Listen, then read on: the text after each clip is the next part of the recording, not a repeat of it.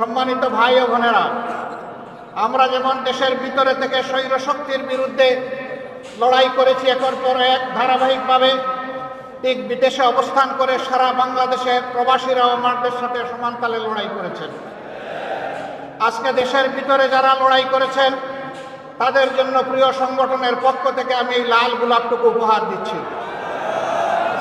প্রবাসে থেকে যারা লড়াই করেছেন তাদের জন্য আরেকটি লাল গোলাপ উপহার দিচ্ছি।